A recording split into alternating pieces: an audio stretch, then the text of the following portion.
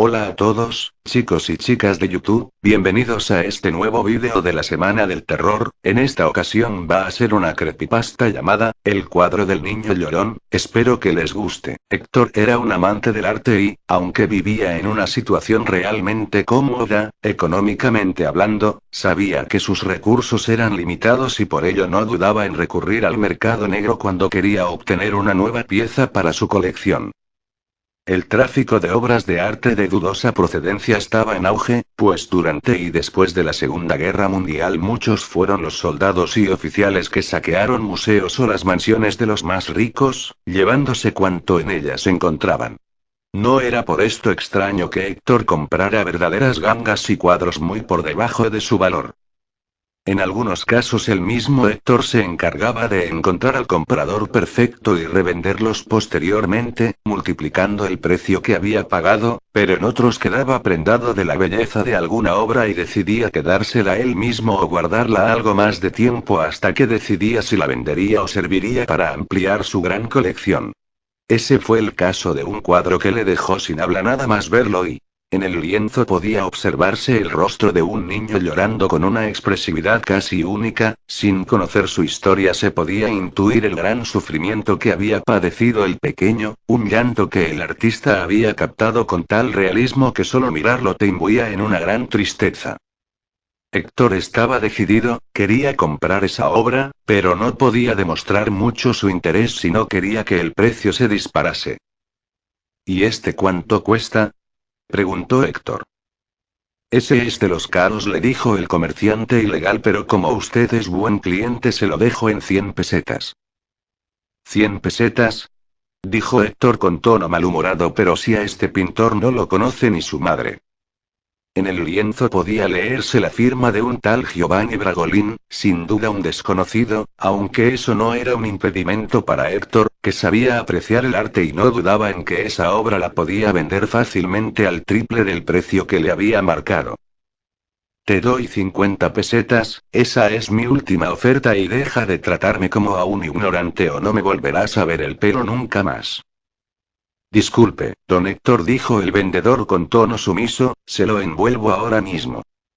Héctor se fue a su casa con el cuadro bajo el brazo, una tela vieja lo protegía de las miradas de curiosos y por algún extraño motivo sentía que debía ser así, como si se tratara de un niño real al que hubiese adoptado. Sus lágrimas lo habían conmovido tanto que sentía un profundo pesar cuando recordaba su obra recién adquirida. Para el cuadro reservó un lugar especial en la habitación en la que dormía, no quería que quedase expuesto a las miradas de las visitas en el salón, al menos no hasta descubrir algo más de su procedencia y el autor. Apuntó en una hoja de papel el nombre del pintor: Giovanni Bragolin. Al día siguiente, y como había hecho en muchas otras ocasiones, acudiría a la biblioteca de buscar información. Tal vez el lienzo era más caro de lo que él pensaba. Al finalizar el día, Héctor se acercó de nuevo al cuadro del niño llorando, se quedó mirándolo durante varios minutos, observando con detalle su compungido gesto. Trató de imaginarse qué pudo causar las lágrimas del pequeño. El hambre, un castigo, malas calificaciones y no, sin duda había una historia mucho más dura detrás de las lágrimas, tal vez la muerte de un hermano o de sus padres. El llanto era desconsolado, pero a la vez mostraba una profunda tristeza y miedo a quedarse solo. Sí, eso debía ser, era algún huérfano de los miles que había dejado la guerra. Héctor se acostó en la cama mirando hacia el niño, como si tuviera que protegerlo y velar por su descanso. Estaba agotado, así que no tardó mucho en dormirse, pero esa noche no podría conciliar el sueño como él hubiese querido y, de madrugada, un leve quejido le despertó. Era indudablemente el llanto de un niño. La oscuridad no le permitía ver con claridad, pero sin duda el sonido provenía del cuadro. Se levantó y pudo ver cómo de los ojos del niño parecían brotar lágrimas reales que goteaban hasta el suelo y habían formado un pequeño charco. Impresionado, se quedó mirando fijamente a los ojos del pequeño cuando y sintió que se movían levemente para mirarle directamente. Se pegó tal susto que casi se cae de espaldas, pero por suerte la cama estaba cerca y pudo sentarse sobre ella, totalmente bloqueado por el miedo. Los ojos del pequeño se clavaban sobre los suyos y su gesto triste tornó a uno enfurecido, sus ojos parecían arder y cambiaron su azulado color por un tono rojizo que parecía echar chispas. De repente el marco del cuadro comenzó a arder con unas llamas tan intensas que rápidamente envolvieron toda la habitación y... Héctor se despertó totalmente empapado en sudor, todo había sido una pesadilla, miró al cuadro y no percibió nada extraño, el niño seguía igual y no había ningún fuego a punto de devorarlo. Trató de conciliar nuevamente el sueño, pero le resultaba muy difícil, así que decidió levantarse para beber un poco de agua. Al pasar cerca del cuadro casi se cae al suelo cuando resbaló sobre un pequeño charco que había justo debajo y era idéntico al de su sueño. Héctor, que nunca había sido muy asustadizo, trató de encontrar explicación. ¿Una gotera? ¿Una tubería rota? Todo parecía imposible pues ni estaba lloviendo ni había ninguna bajante de agua en el cuarto. Descolgó el cuadro y lo dejó sobre una silla de la habitación para comprobar que no hubiera ninguna mancha de humedad detrás del lienzo. No había nada extraño.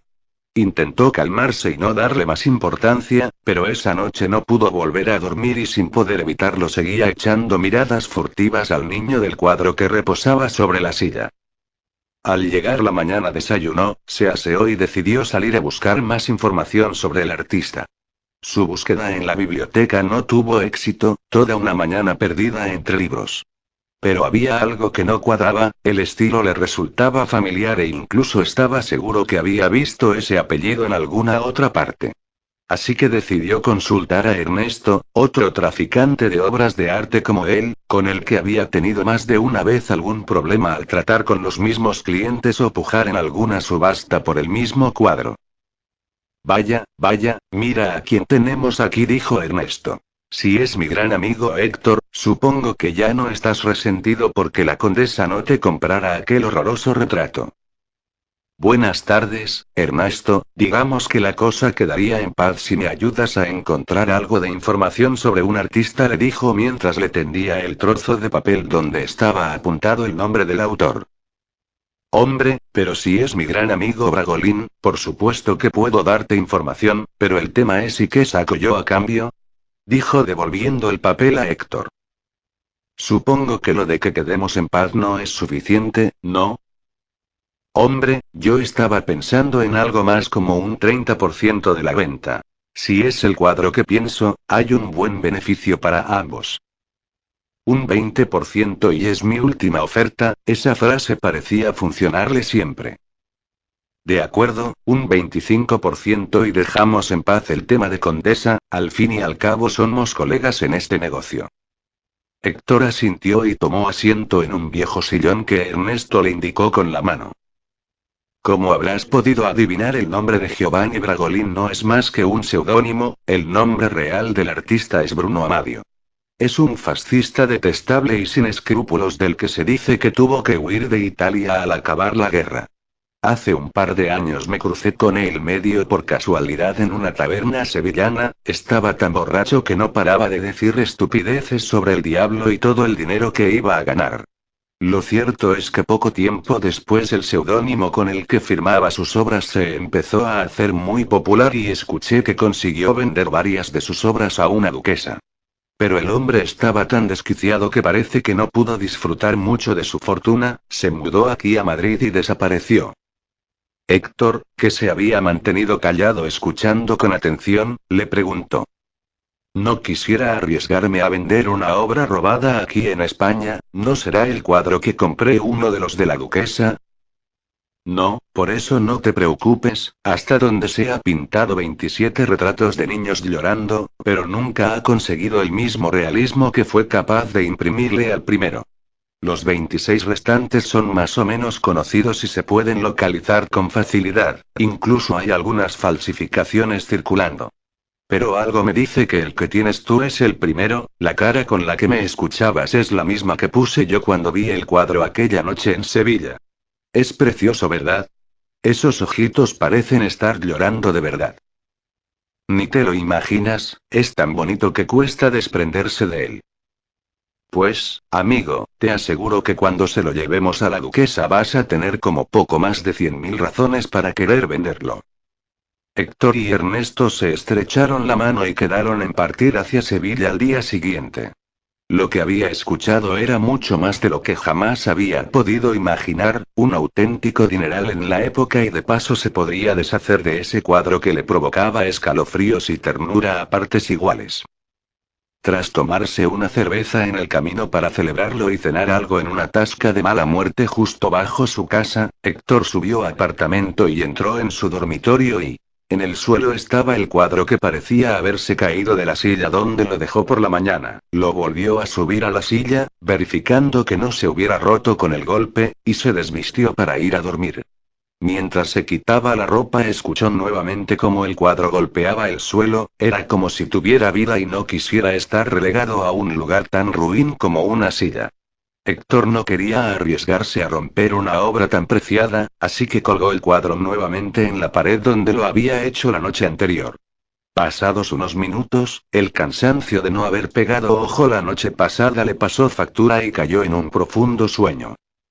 Exactamente a la misma hora que la noche anterior un llanto le despertó, el hombre se levantó y, como la noche pasada, pudo verificar que las lágrimas del niño salían del cuadro y mojaban el suelo.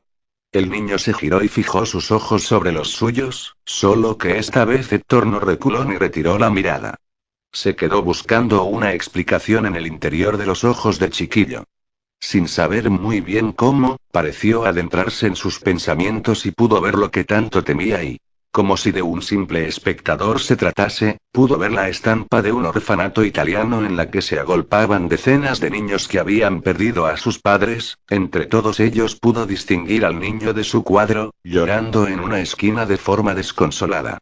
Un hombre vestido con el típico uniforme de las camisas negras, fascistas italianos, le retrataba sin dejar de insultarle y golpearle con sus duras botas militares cada vez que cesaba el llanto.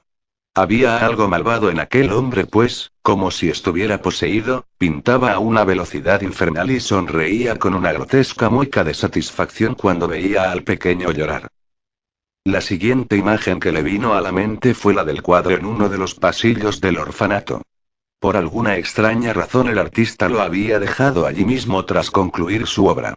Cuando los niños estaban durmiendo el cuadro tomó vida como en su sueño, primero los ojos del niño se volvieron rojos y después una bocanada de llamas comenzó a brotar de los marcos del cuadro, misteriosamente sin dañar el lienzo que parecía no poder quemarse con las llamas. El fuego rápidamente se propagó cerrando la única posible vía de escape de decenas de niños huérfanos que gritaban de dolor cuando las llamas comenzaron a quemar sus pequeños cuerpecitos. El niño del cuadro asistió muerto de miedo, desde una esquina de la habitación, a cómo el resto de sus compañeros ardían uno por uno, era como si el fuego se comportara de una forma inteligente y le dejara para el final disfrutando de sus lágrimas y del sufrimiento que sentía al ver morir a sus amiguitos. Hasta que finalmente el mismo niño ardió profiriendo horribles gritos de dolor que duraron más de 2 minutos.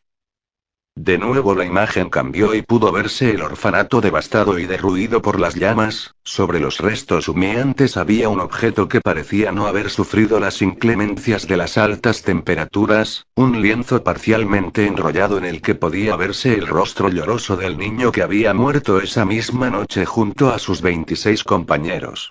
El hombre vestido con el uniforme fascista caminó sobre las ascuas del orfanato como si el calor no le afectara y recogió su obra.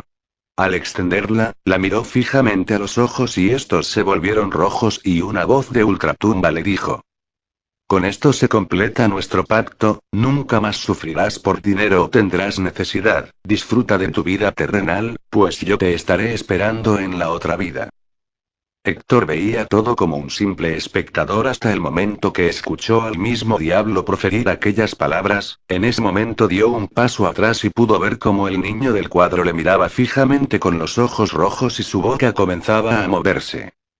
«Tú me has llamado, ¿qué es lo que deseas? ¿Dinero? ¿Mujeres? Todo lo que quieras yo te lo daré». Héctor saltó hacia atrás sobre la cama con la mala fortuna de que se golpeó en la cabeza al rodar sobre esta. El golpe pareció despertarle de su pesadilla, ya que al mirar nuevamente al cuadro, este mostraba su aspecto normal, el de un niño llorando desconsoladamente. Pero sabía que no había sido un sueño, un pequeño charco bajo el cuadro delataba que lo que había visto y vivido era real y sin importarle el dinero que supuestamente iba a recibir por el cuadro, fue corriendo a la cocina, sacó un cuchillo de un cajón y se dirigió corriendo con la intención de desgarrar el cuadro y acabar de una vez con la maldición. Pero al entrar en la habitación la puerta se cerró de un fuerte golpe detrás de él y el cuadro nuevamente mostró su lado más diabólico cuando el niño, con los ojos rojos, se giró a mirarle.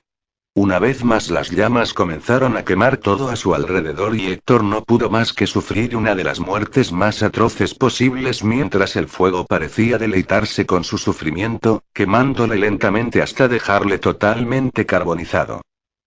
Misteriosamente ninguna otra parte del edificio ardió y los vecinos no escucharon los alaridos de dolor de Héctor, por lo que a la mañana siguiente, cuando Ernesto pasó por el apartamento de Héctor para emprender juntos su viaje a Sevilla, encontró la puerta abierta y temiendo lo peor entró en el cuarto de su colega de profesión, donde encontró todo carbonizado y salvo el lienzo del niño llorando sobre el cuerpo abrasado de Héctor.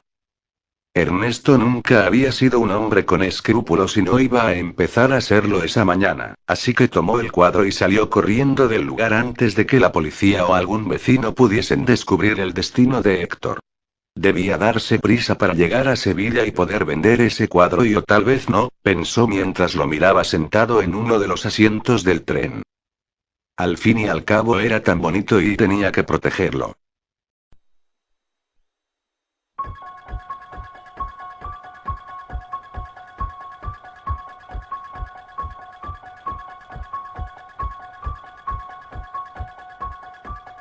Patrocinados por Super Tanga.